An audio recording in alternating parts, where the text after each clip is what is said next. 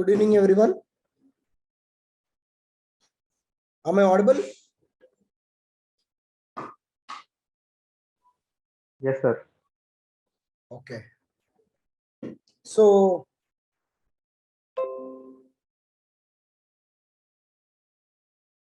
today we are going to start the mains enrichment program conceptualized by RAMSAI IAS. So, already the first leg of the schedule, which is going to cover society in a micro way, topic by topic, with regard to the previous questions, has been rolled out by the director of the institute. And we are going to discuss 4 to 5 questions on the first topic of the module, and then we'll keep doing this with regard to other subjects, and also do all the previous questions in detail, because previous questions are the base for understanding the kind of questions which are coming in UPSC. And based on that, at the end of every module or the sub module, for example, if we take the case of society, what we'll be doing is we will be given some expected questions for which you will be writing the answers, expected questions based on the current affairs and the running issues, for which you will be writing the answers and posting it in the group. Okay. So for that, we'll encourage peer review. And in the expected questions, if you are having any issue of as such, then you can, for that particular question or something, you can always ask in our online sessions or ping me personally if you are facing particular issue with regard to any particular question. While this is the broad outline of the module of the program, what we are expecting from you, myself and Ramana sir, is constant answer writing and constant submission of answers, either in the group or in the personal window. So today was supposed to be, the first day, and I was expecting some kind of answers. See, I wrote a message in the group the other day. It's not about, some of you are expected to clear prelims. Okay, very high hopeful. Anyone who's getting around 80, 85 can start serious preparation, because the UPSC key varies from the institute key. So don't go by what institute key is saying or what common perception of the cutoff is. So you please start the preparation for mains, assuming that you are going to clear the prelims. It will benefit in two ways. For people who are sure of clearing prelims, they'll have the head start of starting the prelims right way, starting the mains answer writing right away, and they will be in a comfortable position by the end of August. September is your mains, so you still have 2.5 months in your hand, assuming that last 15 days we are leaving it for revision. So you'll have good answer writing skills by the end of August. For people who are unfortunately unable to clear the prelims, by doing the mains answer writing in complete concentration and full focus for next 2.5 months, you will be in much better and comfortable position by September, so that you can start concentrating on your other aspects like optional and all. I hope I am clear and making sense, because this 2.5 months is useful for both the kind of people who are going to clear prelims or not. So our intention is to help you guys to bridge the gap, because this kind of program, you can have n number of test series in the market. There are so many test series which are running. You can pay some 12,000, 13,000 and get a test series. And I am sure in 9 out of 10 test series, you will not even get your answer scripts evaluated. Okay, even if someone is evaluating your answer scripts, I personally know what kind of knowledge they have. Okay, so this is something which has been streamlined or innovated for you people. And then if you can make the best use of this particular program, I'm sure you're going to benefit. Okay. This is almost like a hand-holding session, because this is happening every day for 1 hour, 9 to 10.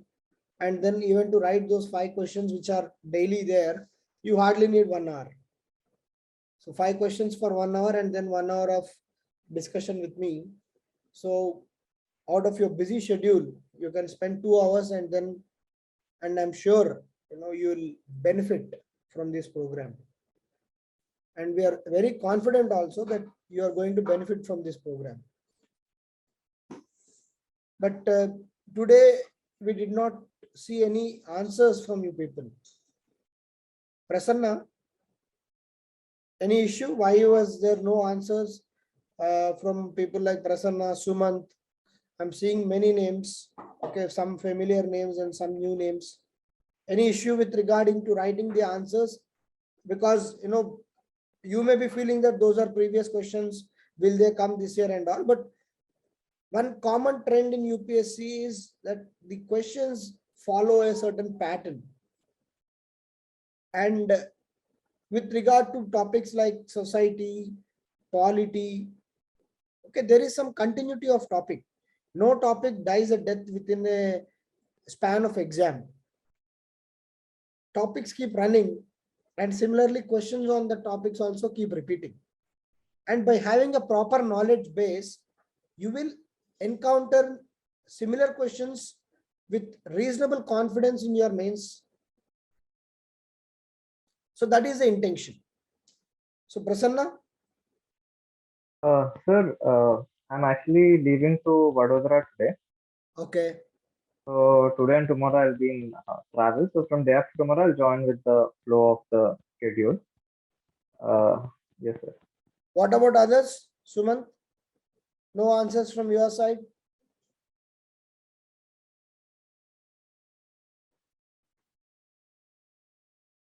I'm seeing Vasavi, Saumya.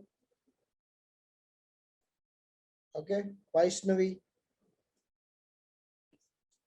So one thing is, if you write answers, if you sit and write those answers, 4 or 5 questions which are being given to you by the institute daily, a lot of exercise is being done to make your life easy.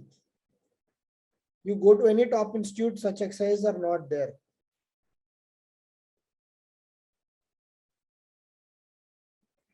Okay. Again, this is one common perception or thought process, I would say, that we want to prepare for the topic to write that answer. Okay.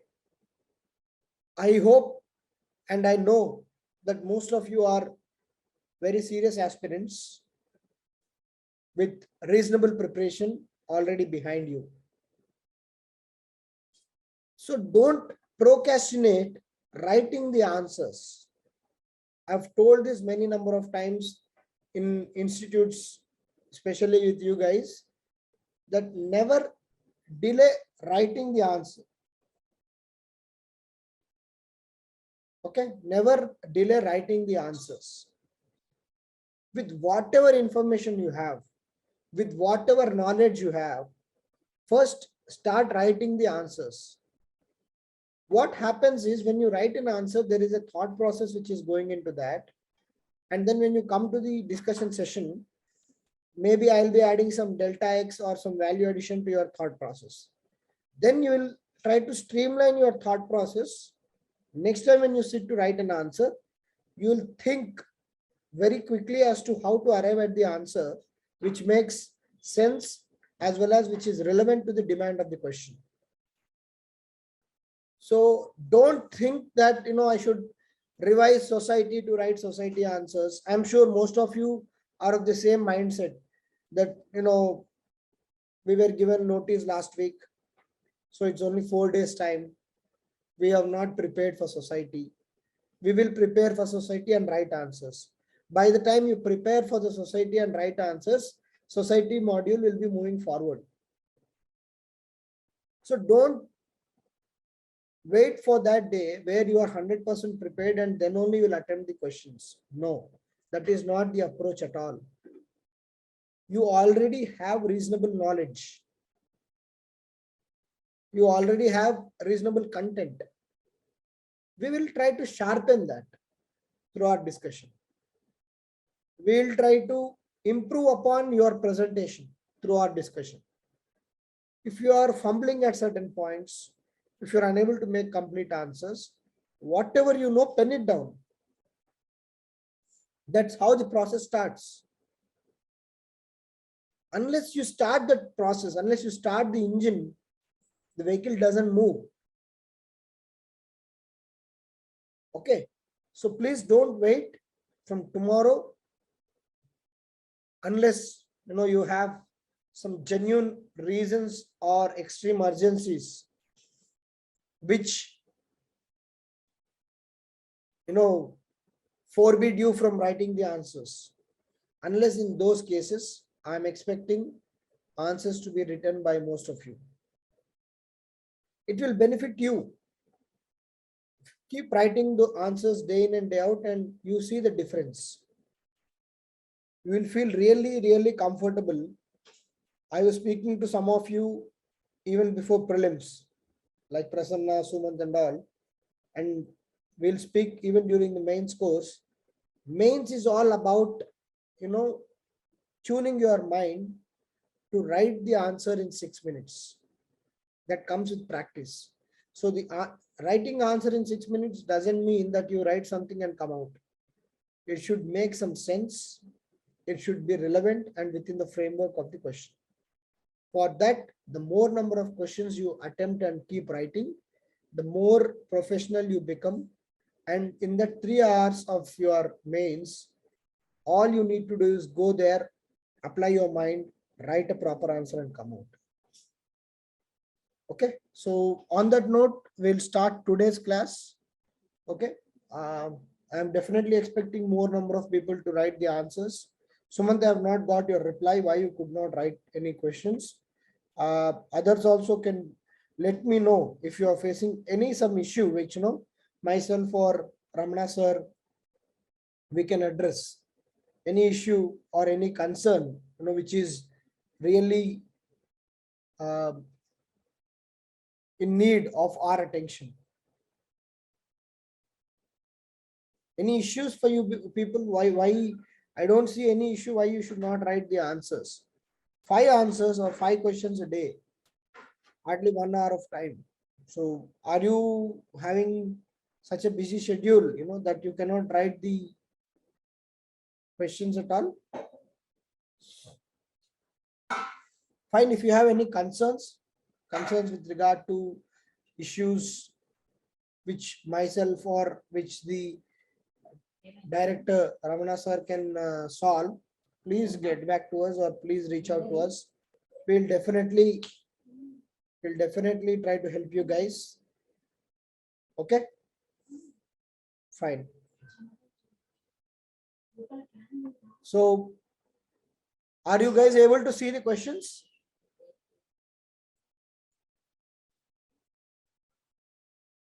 Are you guys able to see the questions? Share the screen. I've shared the screen. Yes, sir. Yes, fine. See the first question. See the first question. Examine the uniqueness of tribal knowledge systems when compared to the mainstream knowledge and cultural systems. Just read it for a minute. Just take a minute. Read it 4 or 5 times.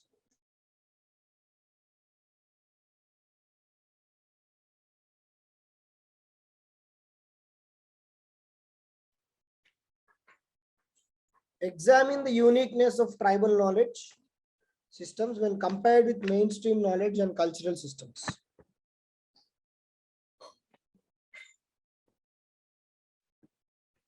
quickly you can, since you know we do not have the model answers. So ideal approach, what I am thinking is that you guys write the answers by 5 p.m. or 6 p.m. of the day and post it in the group, or maybe my personal window, whichever you are comfortable. I pick up some of the best answer scripts or best answers for that particular question, and we discuss those questions with regard to the answers written by you guys. And if there are some points missing in your answers, I'll try to add those points, so that what happens is you will feel confident that yes, I have made a very good attempt of 60 to 70% for the demand of the question. By picking up your answers, I'll try to help you guys to figure out what else you have missed. It is a win-win situation.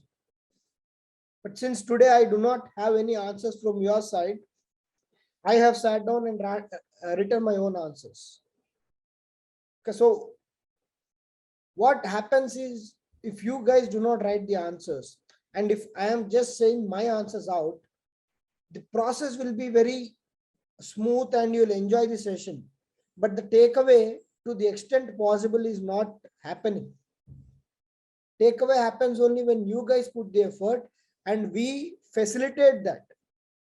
If we give you the model answers, or if we spoon feed you the answers, it will be very beautiful to your ears that, oh, okay, this for this question sir has given this answer. Okay, but then it's not about me writing this exam, right? It's about you guys writing this exam with regard to the demand of the questions. So please gear up. Again, I'm trying to say that, you know, we have because I received no answer script, now I've been, you know, in a position to request you people multiple number of times to write the answers and make use of this program. And I'm telling you many number of times, you do it religiously for next 2 months. If you don't benefit, you can question me, sir, you have told so many things about this program, but we have not benefited. You will benefit.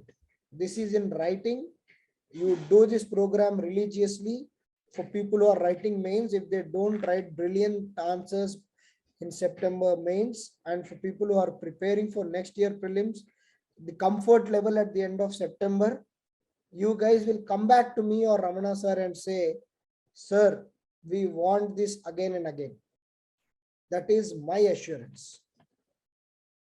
Okay, fine. So for the first question,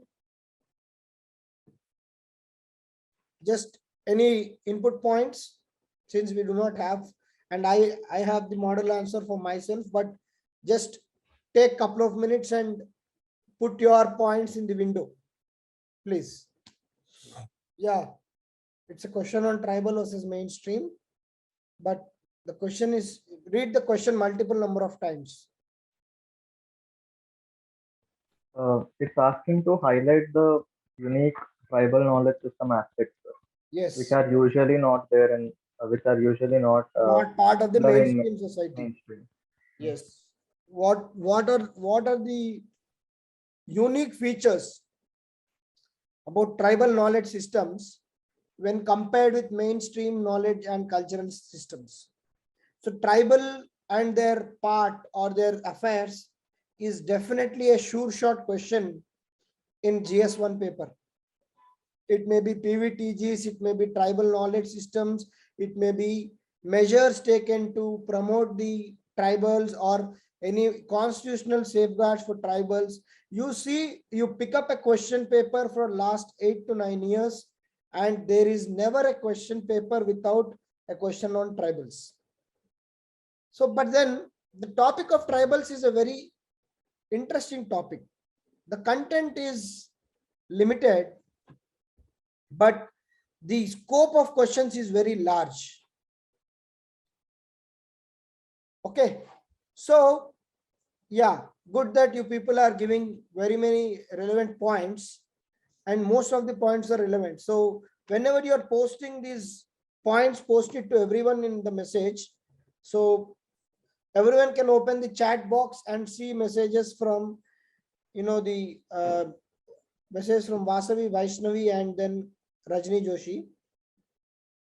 Okay. So more or less the uniqueness, what is the uniqueness of tribal knowledge is the basically question when compared to mainstream. Okay, so the first you need to write an introduction. How, for example, my introduction is like this.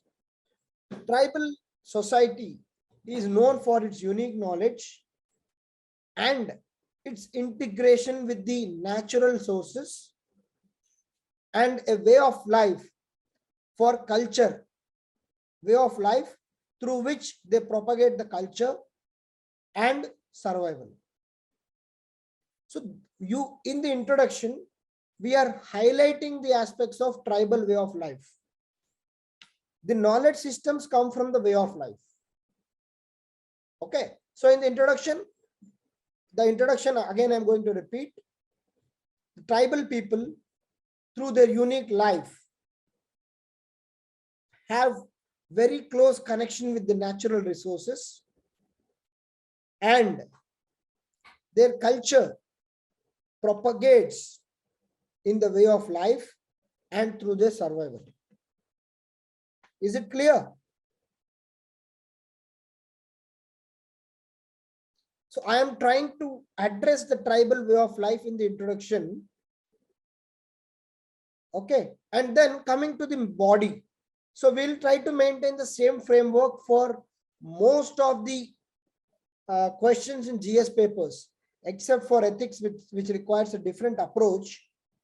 But GS-1, 2, 3, 90% of the questions, if you can fit into that framework of introduction, body, and conclusion, or the way forward, you are doing justice to the framework.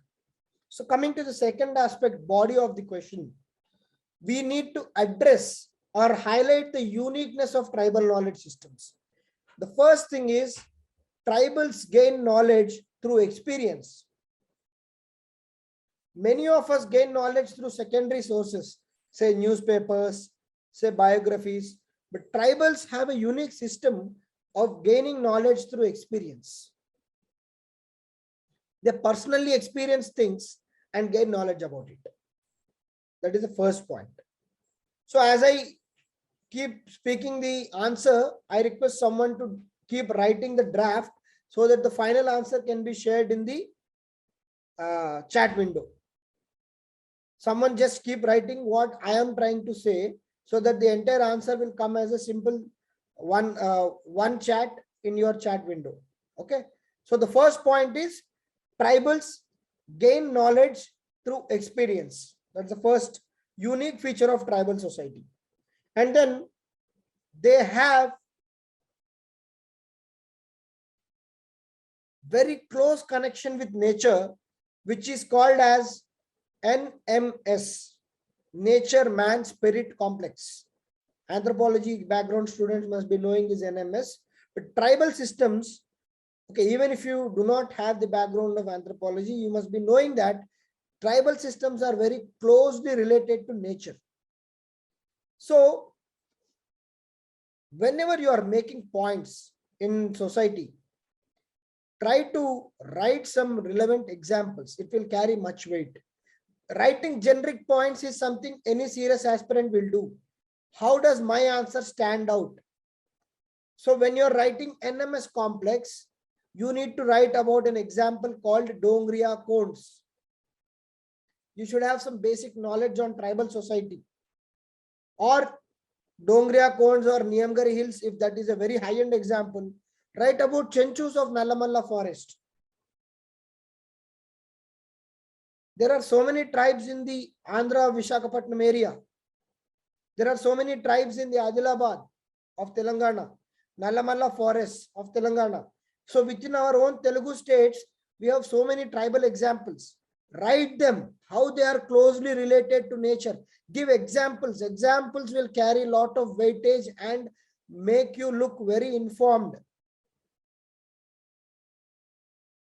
So when you're writing this point of NMS, Nature Man Spirit Complex, example, Niamgar Hills, Dongria Cones, or Chenchus of Nallamalla.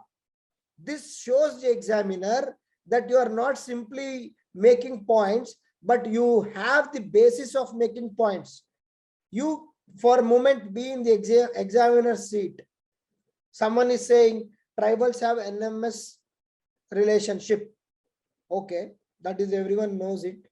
But someone else comes in and says tribals have NMS relationship like the Niamgar Hills for Dongria Cones or the Nallamalla forest for the Chenchus. Oh, this guy knows some inputs. So that is how we differentiate our answer. And that is why precisely this session is there, to have the delta X in your answer, which carries the edge over other people. Okay, so coming to the third uniqueness of the tribal system, the second is the NMS, nature, man, spirit. Okay, the third important aspect is the transmission of culture through oral systems. Unlike the traditional or the mainstream society, where now the art of writing history for the last 5,000 years is established, tribals even today pass on their culture and folklores through oral transmission. The myths, the legends, all these are oral transmissions of the tribal systems. And next, what is the uniqueness? Generally, you can say generally, tribal system have high social values, and more often than not, they are egalitarian. Means almost all the people are easy, they are equal. Not like divided society of the present mainstream society, where there are so many castes, religions. Within the caste, there are hierarchies, and then there is a patriarchy, and then gender discrimination, age discrimination. These kind of complex nature is not there in tribal society. It's a simple societies. Those societies are generally called egalitarian. So that is the fourth important aspect of tribal society. And then when you're writing these egalitarian societies or simple societies, you can make examples again. Chenchus, use the same example multiple number of times, or if you are really aware of many examples, write them.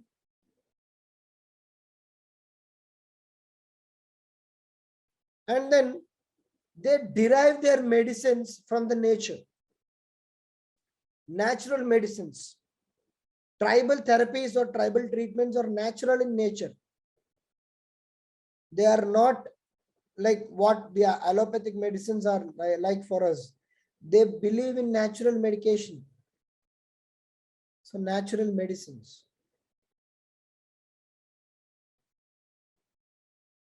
Natural medicines. So these are the 5 unique points, I believe. You can write any unique points which you think. Okay, ultimately it's a 150-word answer. So write these unique points, give examples for each and every point based on the tribal examples or tribal clans you remember, and then conclude. What do you conclude? Conclude in the sense that why tribal systems are even today much more sacred when compared to mainstream. So my conclusion is like this. Today, the mainstream knowledge is impacted by something called infodemic.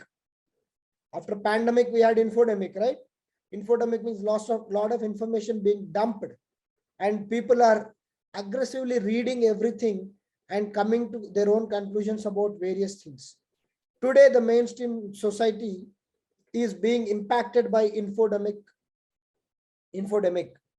while the tribal knowledge systems are still pure and sacred. We need to put in all the efforts to preserve these systems through efforts from mainstream society and the governments of the day. Some examples being encouraging the tribal arts through various online medium, promoting the tribal culture through exhibitions, and involving less by following the tribal punch sheet. This is the conclusion I am going to give. So what I'm trying to say through conclusion is this. Mainstream society is impacted by infodemic. There is a lot of knowledge coming through your WhatsApps, Telegrams, okay, messages everywhere. While tribal systems are still to very much extent pure and sacred. We need to maintain them. We need to promote them. And finally, we need to involve less in the tribal way of life. The moment we don't meddle with the tribal way of life, they are comfortable. Clear?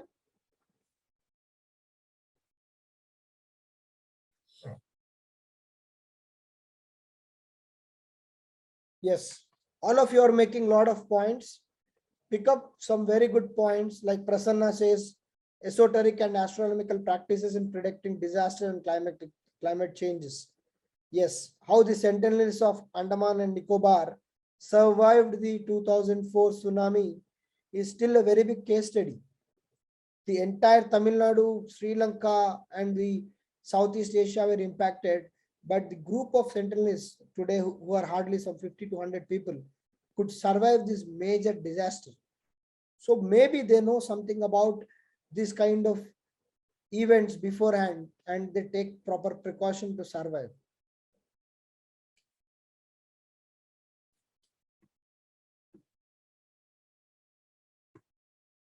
Yes, is it clear? First question.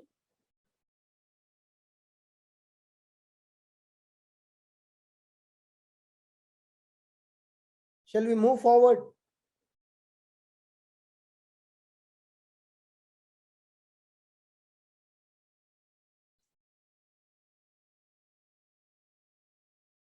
Okay, come to the second question. How does Indian society maintain continuity in traditional social values? Enumerate the changes taking place in it. Go through it for 2 minutes.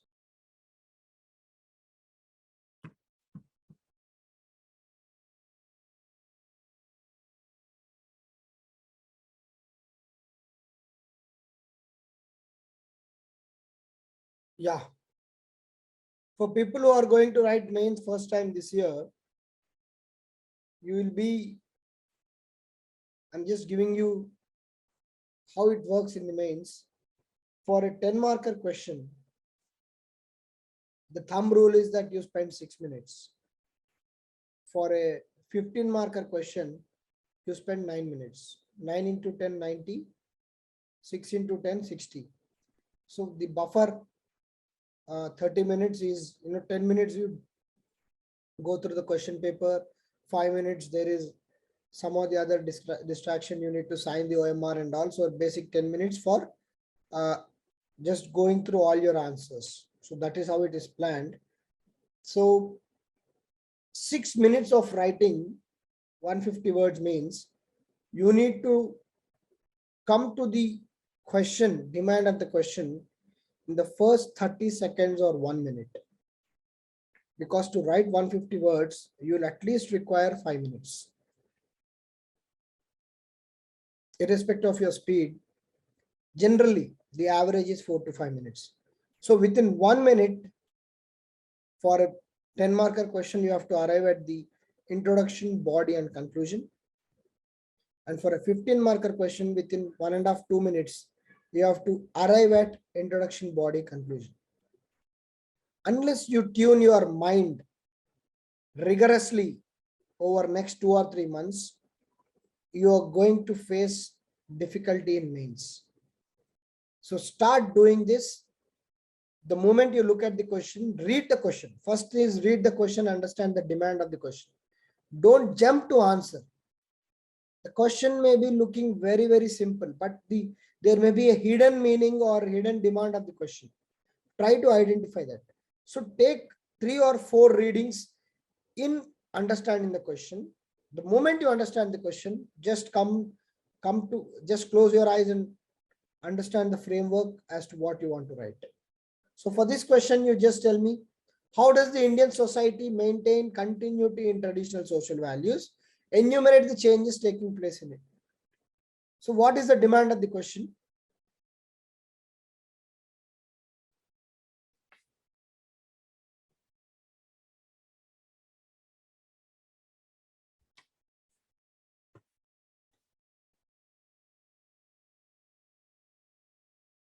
What is the demand of the question?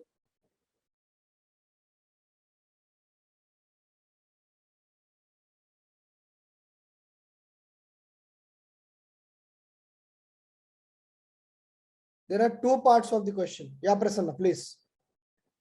Sir, it is asking how does the society maintain continuity? So, Okay.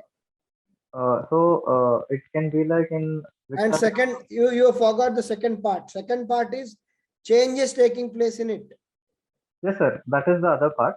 So the Uh, 250-word question now, 250-word question is now divided into, see, basically when I read this question multiple number of times, I'll just close my eyes and say, okay, my introduction should be a combination of continuity and the changes taking place. I'll keep a side heading, how the society is maintaining the continuity. Next side heading, changes taking place, and then finally the conclusion. Is the structure clear or is there anything else? It's basically presentation. The first side heading will be about how we are maintaining continuity. The second side heading, the changes taking place which are going to impact the continuity, and finally the conclusion. Yes or no? yes, sir. Understood? Understood the framework of the answer? Now fit your points into the framework. First part is the introduction. What will we write in the introduction? Basically, we have to write about the continuity aspect. So we can write India for many centuries has been an example of unity in diversity, which is the core social value. And even today, it's maintained. It's a multi-ethnic, multilingual, and multi-religious nation with a lot of social values. However, because of the globalization and westernization, there are certain changes taking place on the societal values and the traditional values of Indian society. This is my introduction. So I am giving a broad picture. Clear? Coming to the body. So first side heading is the how does Indian society maintain continuity in traditional social values? How does it maintain? Some of you have given points. Okay, Prasanna, how does the Indian society maintain continuity in its traditional social values? The institution of family, sir. That is the Very main.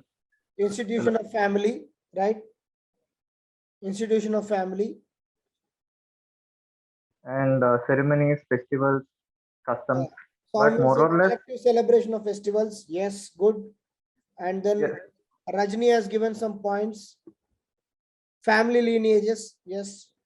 Social groups, social gatherings. And then I would say, let's go much broader. The idea of secularism. Yes, the idea of secularism, the idea of peace propagated in the religious scriptures of Indian religions, be it Buddhism, Jainism, Hinduism. Please note, while we make these points, we have to give examples. The peace propagated through Indian religions like Buddhism, Jainism, Vedic religion, even Islam. Islam is a religion of peace. So make that point. Tolerance. India is a unity in diversity, multicultural, multi-ethnic, and multi-religious society where various groups enjoy utmost freedom. And this helps in binding them together and having a common social fabric.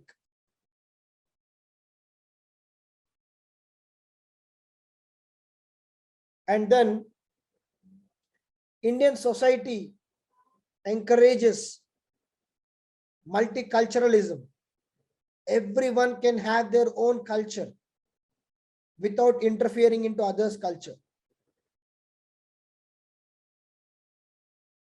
And the Indian concept of Vasudhaiva Kutumbam, that the entire world is a family, itself is a very big social value, traditional social value. So we accept everything unless it is harming our own culture. So this is how we are trying to maintain continuity in the traditional social values. Then comes, what are the changes taking place? The next aspect of the question is, what are the changes taking place in it? So now tell me, what are the changes? So most of you have made very valid points with regard to the continuity in social values. Now tell me, enumerate the changes taking place. What are the changes taking place in the Indian society or the traditional social values? What are the changes taking place?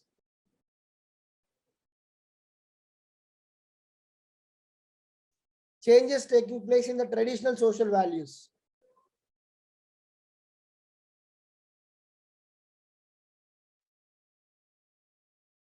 Okay. Changes in the status of women. Definitely yes, because of empowerment and education and growing in the literacy. Okay. So traditional social values were not so women friendly.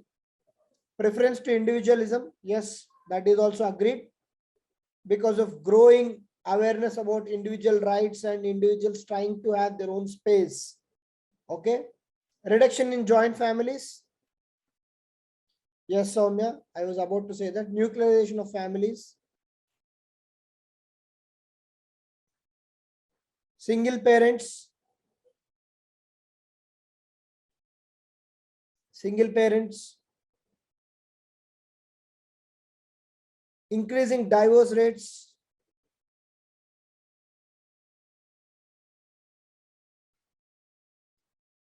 All these are because of concepts called westernization and globalization. Are cultural, there is a cultural shift in the way Indians are thinking while maintaining the, so we have made the points, enumerate the points which are impacting the traditional social values. So the conclusion can be like this. The conclusion for this question, for this answer, will be like this. Indian society traditionally has been maintaining a lot of social values and still maintaining larger social values of tolerance, peace, and the family system. However, the recent impact of the westernization and globalization, and also awareness about individual rights, has definitely impacted and changed the Indian society, which has seen certain issues like increase in divorce rates, reducing importance for the marriages and family system, etc.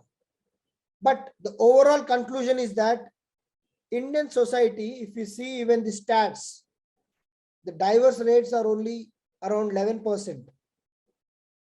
So even if you see the stats, the Indian society is still quite traditional in its value system. So we cannot conclude that Indian society has changed drastically. It is impacted. There are certain changes happening, but the overall system is still same. So we can say, simply conclude that we believe in the concept of Vasudhaiva Kutumbam, and hence the traditional social values are maintained intact without much change. Is it clear? Second answer. So social media is just an outcome of globalization. Okay, Vaishnavi. Social media exposure to, social media influence. Social media is an outcome of globalization. Fine. So that is about your second question. Does anyone have any questions about this? First two questions. So wherever possible, do write examples.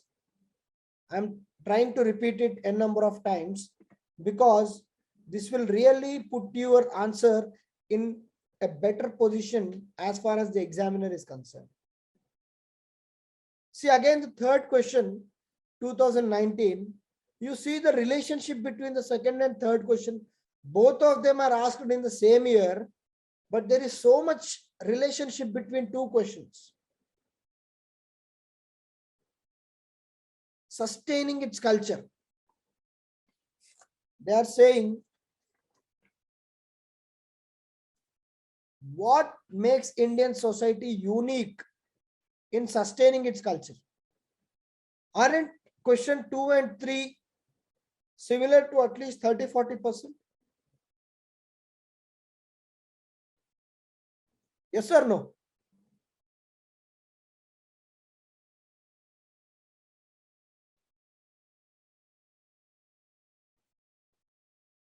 Sustaining is nothing but continuing. If you just replace the word sustaining with continuity, what makes the Indian society unique in continuing its culture? And the question says, how does Indian society continue its traditional social values? Traditional social values are part of culture. So culture is a much broader term. And they're asking you what makes Indian society unique in sustaining its culture, discuss. It's a 150-word question. So for this, my approach will be, I'll give a brief introduction, write the aspects which are helping the Indian culture in sustaining, one or two threads again, and then conclude. Is it clear?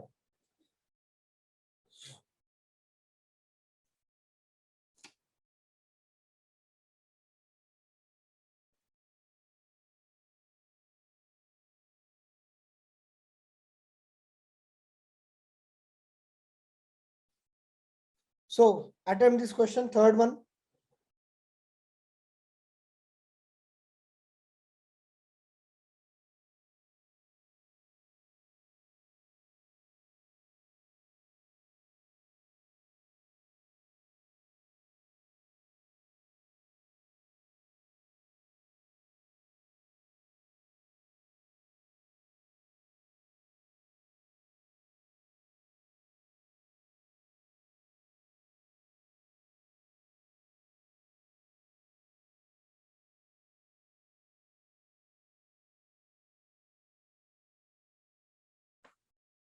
Yeah.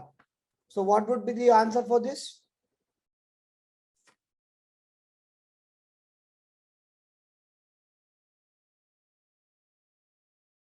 Yes, Rajni. Your points are noted. Yeah, Prasanna. What is the answer for third question?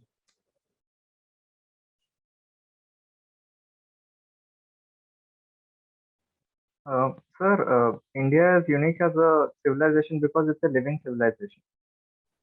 So it is as wide as however we might go. It's like the Egyptian civilization and today's Egypt do not have a connection. For Right. third question, you give me your introduction, your body, and then conclusion. What will you write in the introduction?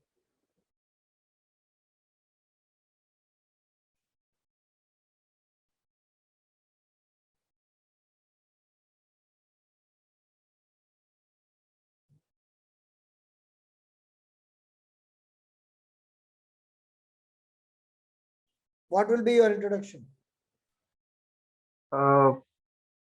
We can start with saying India is a very old civilization. It's a timeless civilization, which cannot be easily even chronologically marked. It's a timeless civilization, and certain continuities are there in different aspects. And then we can go into highlighting those unique aspects. Yes. Again, you can again talk about the multicultural, multi-ethnic, multi-religious, and multi-traditions society. and it is Indian culture, right? Indian culture, from the time we know, right from the medieval age, it's always been a heterogeneous culture. It was never a homogeneous culture. Agree, Prasanna? Yes, sir, that is true. The diversity is there. Yes. So diversity aspect is one thing. Okay, then carry on. What about the next aspect of your answer?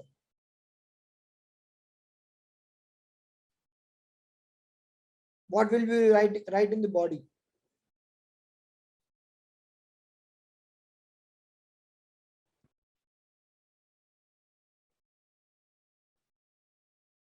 Uniqueness of Indian society and sustaining culture.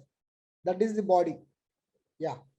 Sir, we can first we can jot down important aspects, and then we can start elaborating them and give relevant examples. Mhm. Let's say craft, handicrafts, or the craft tradition which is there. They are a very continuing aspect. For example, even the Harappan artifacts, even today in Rajasthan and Gujarat, there are many handicraft communities who continue that similar things. So So we can, you can give the example of carnelian beads. yeah, yes, carnelian beads and certain types of embroidery, certain types of, or our Vedic oral tradition or the tribal folk tradition. So a lot of things which are sort of carried down. So first, I think we can divide all of those aspects and then give relevant examples for each of them. Okay. And then you can talk about the assimilation of Indian culture. As Rajni has just mentioned, one beautiful point. Indian culture has sustained since ancient times as it is adapted to the changes, and it has been inclusive. If you see culture, it's always been inclusive. It has not rejected anything outright. If there is some important aspect of Persian culture, we have absorbed that. So basically, Indian culture has been a kind of assimilation which has been taking place, and hence it has been expanding. And this was the reason for sustaining. If any culture is opposing changes, it will die its own natural death. But Indian culture never opposed any change. It is open to change.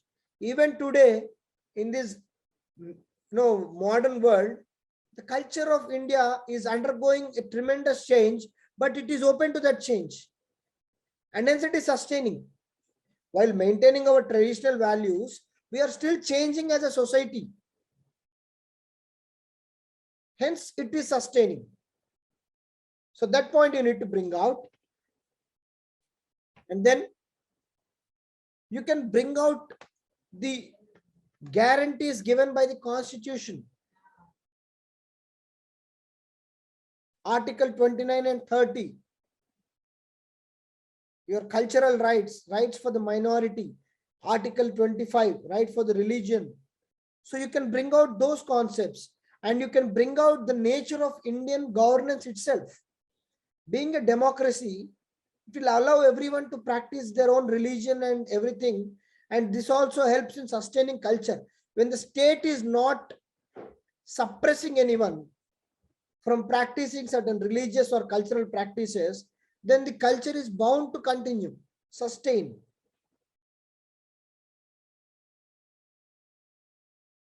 And then the path of spiritualism, which is common across the religions. So all these are the important aspects which are making Indian society a unique case study in the entire world, which is ensuring in sustaining its culture.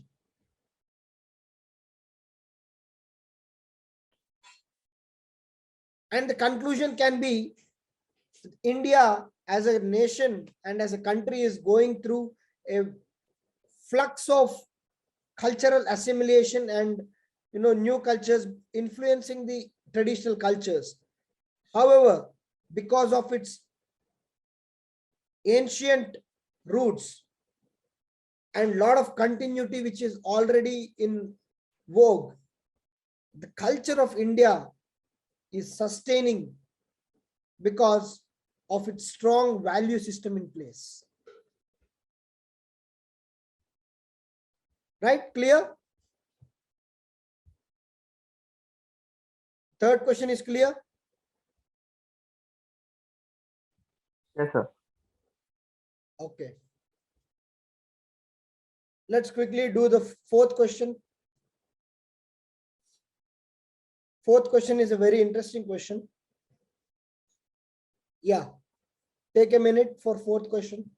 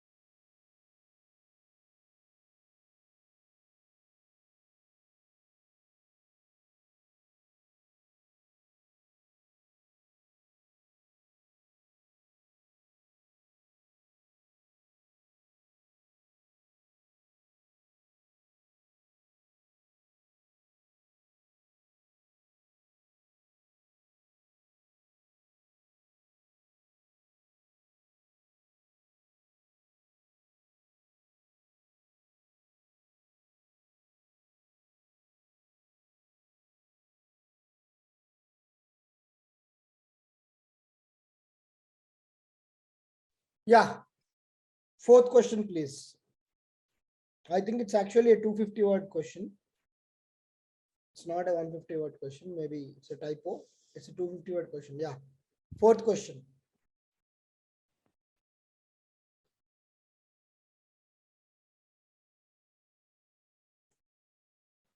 Sir, we can start with saying how India has been not just a tolerant society, but also accepting. This is actually a statement of our Prime Minister. He once said, "We are not just tolerant; we are also accepting." I mean, it is beyond tolerance, uh, acceptance. So, can start with that, and how it has been a crucial point right from ancient history to even present in the modern constitutional phase. Relevant examples can be given, like in the medieval period, the syncretic Indo-Islamic evolution of the syncretic Indo-Islamic culture, or historically things like translations between in different languages, and in the modern context, also several examples. Okay. Anyone else want to give inputs?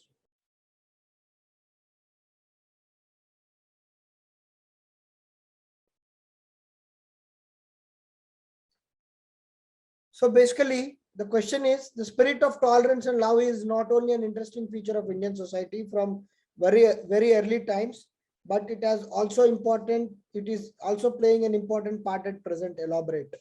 So basically, it is, see, you just see the tagline of the question, elaborate. Elaborate means he's trying to ask you to elaborate the statement. The statement says that tolerance and love are not the not only the not only there from ancient medieval times. The concept of tolerance and love are relevant even today. Simple one line, any question irrespective of how complicated it is, boil it down to one line. Tolerance and love relevant from ancient to medieval times, and how relevant presently. Is this the question or not?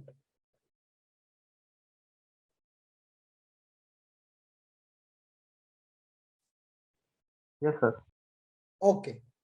So simply to make the life of the examiner easy, what I'll do is I'll divide this answer into two halves. One half speaks about tolerance and love in the early times of Indian society and give examples there. And then relevance of tolerance and love in the present society and give examples there. How is this approach?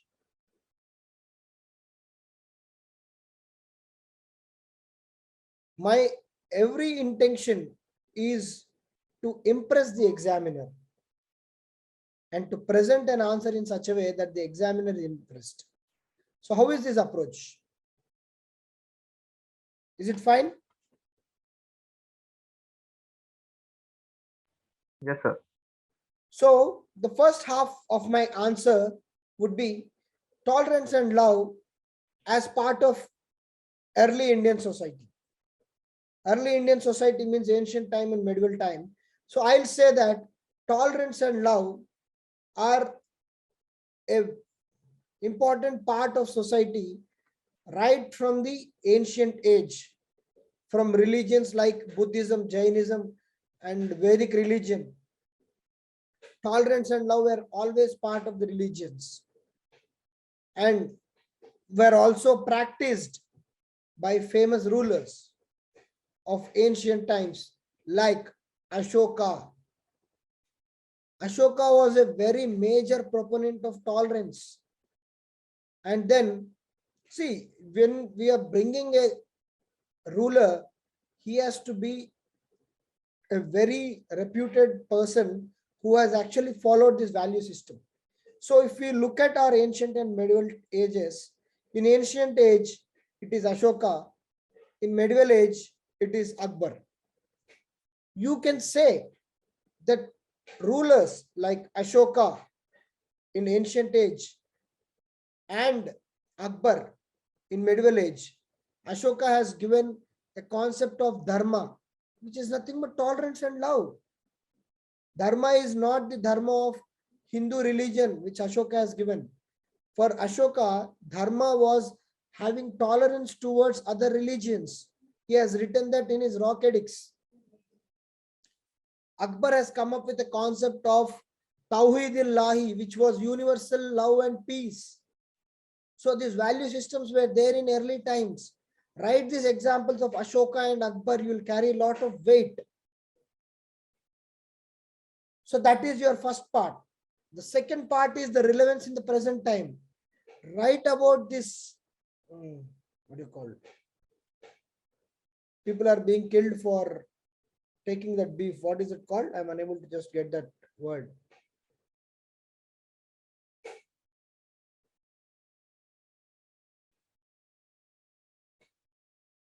People are being killed in the present society. Lynching, right? Mob lynching. Mob lynching is against the value system of India. Tolerance and love. It's not only the other religions who consume beef, even within the Hindus, the lower castes are supposedly they are consuming beef. So killing them is not the solution. Tolerance and love against mob lynching. Tolerance and love towards other religious practices. You can say extremism in the name of religion is not what is value system of India. Tolerance and love towards religions, tolerance and love towards, you can even mention the examples of tolerance and love towards the older generation. Today, kids do not have that much respect for the older generation. So that is also important. So the relevance in the present society with regard to religion, with regard to the family values, with regard to the institution of marriage, with regard to the other aspects of social fabric can be brought out and then conclude on a holistic basis that spirit of tolerance and love is an ingredient of Indian culture right from the Vedas, and even today, because of the changing dynamics of the Indian society, the concept of spirit of tolerance and love are much more important and relevant.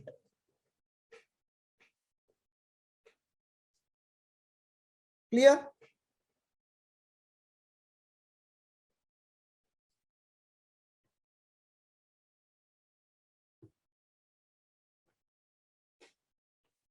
Yes.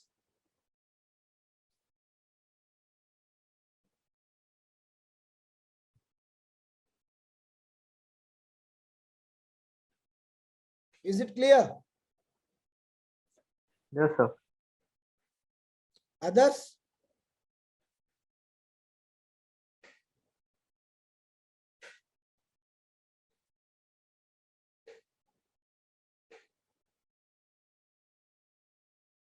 Fine. Let's look at the last question of the day. Very simple question, I would say. Very simple question. 150 words. The life cycle of a joint family depends on economic factors rather than social values. Basically, they are asking you to highlight the economic factors which are impacting the joint family system.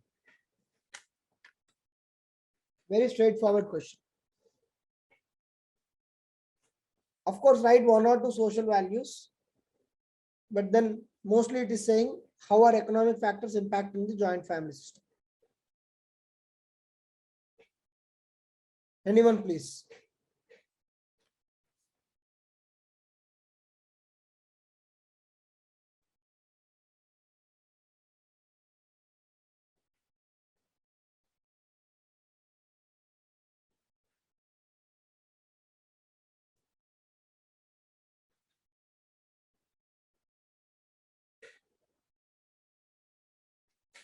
Read the question 3 times. At least 3 times. This is my mantra. At least 3 times you read the question.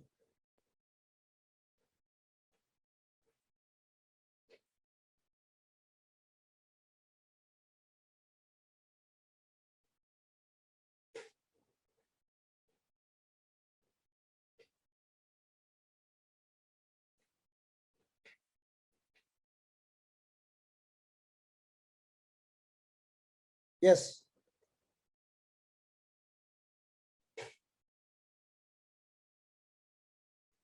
Anyone? What is the demand of the question?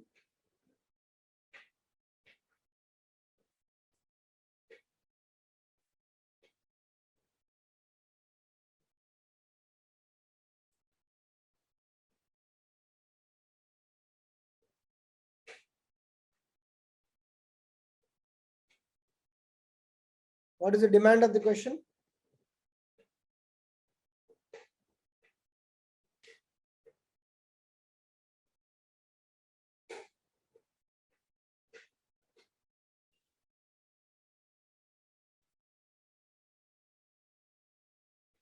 Am I audible?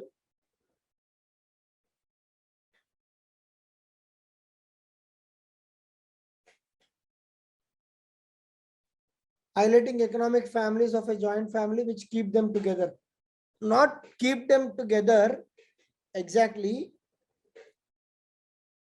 I would say impacting on a positive or negative side. The life cycle of a joint family depends on economic factors. So basically you can start introducing saying that the family cycle goes through various phases depending on various social and economic values and factors. That can be your generic introduction, and then come and make a side heading. Economic factors impacting the life cycle of a joint family. So what is the present scenario? Economic factors are playing certain role which are impacting the joint family. What are those economic factors? Basically, if you see, the inclination towards joint families are reducing. So one among the reasons for decrease of joint families is the economic factors.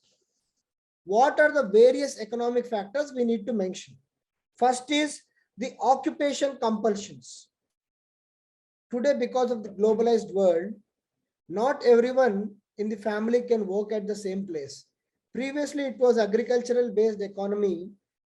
Brothers, all the brothers used to stay at one place and cultivate the field and take the sum and distribute among themselves. But now we are in service and manufacturing sectors. People will go and settle at various places because of occupation compulsions. Because of occupation compulsions. So that is impacting the joint family. So what is it doing to joint family? The incidence or the relevance of joint family is decreasing because of occupational compulsions. Second thing, cost of living in metro cities. The cost of living in metro cities is very high, and hence it is a negative issue for sustaining the joint family system. And hence the nuclear families are more in cities because of increase in cost of living. That is the second point. And then third is the pull factors. What are the pull factors? Education, good way of life, proper infrastructure. All these are pull factors for people in the villages to come and settle in the towns or cities. So the joint family is breaking and it becoming nuclearized. And then finally, the economic opportunities being provided by the cities. All these are economic factors which are impacting the joint family system.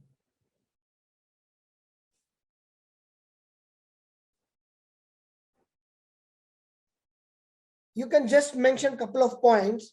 However, because of the latest culture where both the parents are working, the affiliation towards joint family is again more, because the kids are being now looked by the grandparents. And due to COVID-19, there has been reverse migration. And now people are preferring to stay with their parents in villages and working from home. So these couple of points you can mention and conclude saying that in the present generation, in the present world, economic factors have more say over social values in determining the life cycle of joint family. Clear?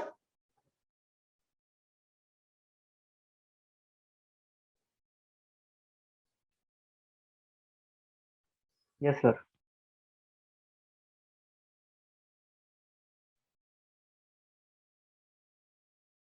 Is it clear? So basically, when you read the question for 2 or 3 times, you'll understand the demand of the question. And the moment you get the demand of the question right, you get the answer right.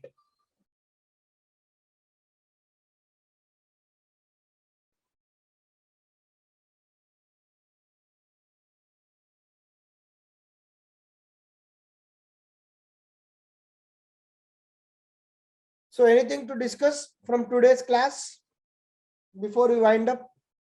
So see, once again, I request everyone that the session will be much more productive when you people write answers. Okay.